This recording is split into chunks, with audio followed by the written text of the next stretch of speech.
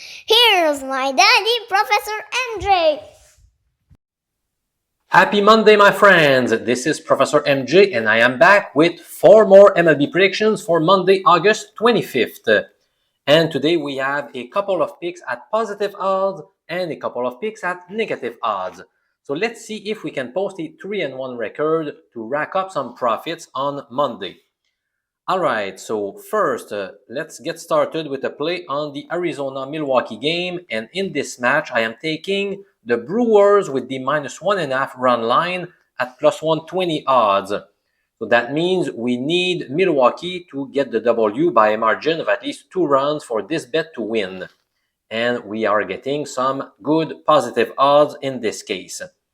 Alright, now, after a franchise record-breaking 14-game winning streak, the Brewers have been a little shaky lately. In fact, they have won just 3 of their last 9 games overall. They still lead the NL Central Division by 5 games over the Cubs, but the Cubs are breathing down their necks, so they need to start winning again. Now, for the Brewers, Brendan Woodruff will be handed the ball. After missing the entire 2024 season, the Brewers fans were wondering if he would come back the same pitcher that he was prior to his injury, or if he would look like Sandy Alcantara, who just keeps getting hammered again and again with the Marlins. Now Woodruff has delivered, and he has given his fans a lot to cheer about. In 8 starts this season, he has posted a 2.47 ERA, along with a stunning 0.89 whip statistic, so he's been in great form. Starting for the D-backs will be Eduardo Rodriguez. He began his career in Boston, then he spent 2 seasons in Detroit before landing in the desert to suit up for the Diamondbacks. It's been a very bad year for the Venezuelan monster. Statistically speaking, it's been his worst season. His lack of control has led to an awful 5.40 ERA along with a 1.61 whip stat, which is abysmal. Now, Milwaukee won't take their opponents lightly. Given their recent struggles, they will be laser focused for this game. And also, the Brewers were already at home, whereas the Diamondbacks had to travel from Arizona to Milwaukee, so they will be less rested. So that's one of the other reasons why my official play is to go with the Brewers and the run line. This is a 2-star play, which means I believe it is worth betting, but the ROI is quite small and yet positive. This is the pick that I like the least among the 4 that I'm about to reveal to you today. All right, up next, I am taking the Kansas City Royals money line. This was close from being viewed as a premium pick, but it gets a 4-star rating. I like it quite a bit, and let me tell you why right now. Well, the Royals are flying under the radar. They have posted an 11-6 record lately. Now, they won't win their division because they are 10.5 games behind the Tigers, but they are now just 3 games behind the final wildcard spot, so there is hope for Kansas City fans. So clearly, they have some momentum, and they desperately need a series sweep if they want to get a shot to make the postseason, especially given the fact that they're facing a weaker opponent. They need to sweep this series. Meanwhile, the White Sox have not been in great form. They have won just 3 of their last 10 games overall. Now, the Royals fit under a betting system that is called the Blowout Number 2 that has produced a gain of 10.37 units from risking just 1 unit per play this season. So it's really hard to ignore a system that has done so well this year. Let me reveal its rules to you. They are quite simple and yet very effective. Fade a team that won its previous game by a margin of at least 7 runs if they're facing a different rival today. Now, if you focus on the White Sox, let's take a look at their schedule. Oh, sorry. Right here. So in their last game, which took place on Sunday, they won 8-0 against the Twins. So as you can see, they won by a margin of at least 7 runs, and now they're facing a different opponent. So by following the rules, we must fade the White Sox, and that explains why I am betting the Royals today. Well, in fact, that is one of the reasons why I am betting the Royals. As I have often mentioned on this channel, I don't bet my system picks blindly. I always dig deeper before pulling the trigger or not. Now we have two very good rookie hurlers battling each other today. On one hand, we have Noah Cameron for the Kansas City Royals, who owns a superb 2.53 ERA this season in 18 appearances on the mound. And he's been even more efficient away from Kauffman Stadium, as shown by his 2.18 road ERA this season. On the other hand, Shane Smith gets the call for the White Sox. His numbers are decent, but not nearly as impressive as Cameron's. He owns an ordinary 4.12 ERA, along with a whip stat of 1.29, which is right in line with the league average of 1.30. However, Smith has been dreadful in July as he obtained an ERA above 9. Now he's doing better thus far in August, but still he has not been in great form in recent times. Also, did you know that Kansas City has won 22 of the last 25 encounters with the White Sox? So in short, the Royals have owned the White Sox in recent times. They hold the pitching advantage. They have a lot more momentum going their way.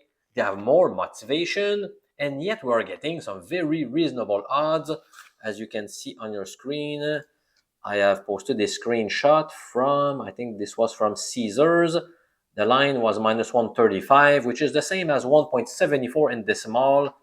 I think the Royals should be favored more than this, so I am betting the Kansas City full game money line today. All right, let's take a very quick break to show you some footage from my sons from a few years ago when they went crazy when we were playing loud music in the house.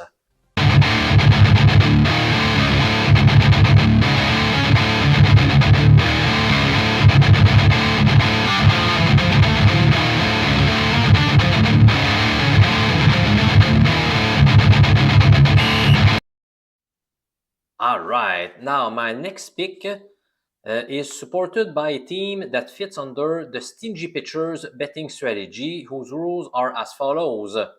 Bet against the road team if they won the last two games by allowing 0 or 1 run in each of those wins, and if their money line today is smaller than plus 150. All right, now let's focus on the Pittsburgh Pirates for a minute. All right, so let's take a look at their recent schedule. So today they are on the road at St. Louis. Now they have won their last two games by allowing 0 or 1 run, and their money line today is indeed smaller than plus 150. In fact, it is around plus 110. So by following those rules, we must fade Pittsburgh, and that's why I am opting for the St. Louis Cardinals full game money line. Right now, the line is around minus 130 or 1.77 if you are more familiar with decimal odds. And this is another 4-star selection. I think the ROI is around plus 4 or 4.5% in this case. All right, now, so let me provide further arguments for you.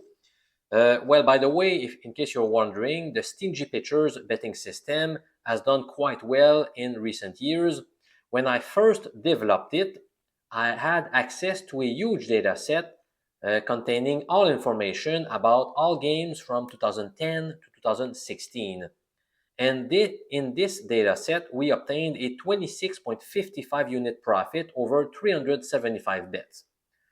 Now, starting in 2019, I track the performance of my 19 systems every single day. And in the case of the stingy pitchers, from 2019 to 2023, we obtained a loss of 6 units approximately. But it has bounced back in the last 2 years by posting a 5.34 unit gain. Now, to me, this pick comes down to this. Not only do the cards fit under a trustworthy system, but we have similar pitchers facing each other, with St. Louis having the clear advantage in terms of offense, and they are at home as well, and with very reasonable odds. To me, the money line on the Cardinals should be closer to minus 150 or minus 155, so it does provide value for astute gamblers like you. Also, did you look at Pittsburgh's record on the road this season? They have accumulated 18 wins versus 44 losses. Meanwhile, St. Louis has been playing above 500 inside of Busch Stadium this season. Johan Oviedo gets the nod for the Pirates. He missed the entire 2024 season, and now this year he owns a 1.33 whip stat, which is acceptable. His counterpart, Michael McGreevy, has done better with a 1.18 whip statistic, and he's been even stronger in the month of August, by the way. So earlier I told you that both starting pitchers were of equal strength, but I was conservative when I said that because in my mind, St. Louis also has the edge in terms of the pitching department, so that makes this bet even better for me. So that is my third selection for today, Cardinals moneyline. And let's wrap up this video with an upset special. I am taking the San Diego Padres to get the W at Seattle tonight. The line is plus 115 or 2.15 in decimal. All right, let's review some arguments here. Well, by the way, the Padres also fit under the blowout number 2 system that we talked about earlier. Well, in fact, Seattle is entering this contest after defeating the Athletics by an 11-4 score. So that is a 7-run margin victory, and they're facing a different rival today. So by following the rules, we must bet against Seattle, which is why I'm taking San Diego in this spot. Also, the Padres are in much better form lately than the Mariners. The Padres are 7-5 in their last 12 contests, despite facing the Dodgers on 6 occasions, which was a very tough task to handle, of course. And meanwhile, Seattle has dropped 7 of its last 10 matches overall, which is not good at all. Now, JP Sears knows the Mariners very well from playing them multiple times when he was with the Athletics. In 11 career appearances against Seattle, he owns a great 2.77 ERA. Now, he has lost both encounters with the Mariners this season, so he will be looking for what? That's right, for some revenge. And on the other side, Bryce Miller looks to be really battered by a recurring elbow injury. In 10 games this season, he has recorded a very poor 5.87 ERA versus a rock-solid 2.94 ERA last season. He has not looked the same at all in the 2025 campaign. Now, given the juicy odds on San Diego, I've got to side with them to pull off the upset at T-Mobile Park tonight. So that is my fourth selection. You can review my 4 picks for today right here. And by the way, so 2 more quick things to tell you about for today. First of all, tonight, my oldest son Maverick is playing in the semifinals of his league, of his 11-team league. They finished the round robin with a perfect 4-0 record. The 4th victory was not needed. We were already guaranteed to make it to the semifinals, but they won thanks to a 2-run home run in the bottom of the final inning to get the win, which was an exciting victory, even though it was a bit meaningless. So today we are playing the semifinals. So wish us good luck, my friend. Also, I want to recommend you to take a look at a video I made that presents 5 sneaky ways to beat bookies by analyzing line movement. That is a very underrated topic that very few gamblers pay attention to, but if you want to gain an additional edge over the sports books, you should look at this video to get some very insightful betting advice. So simply click the little card that is appearing at the bottom of your screen right now to view this video. So I'm Professor MJ. It's been a pleasure talking to you today, and I hope to see you again very soon. Cheers, my friend.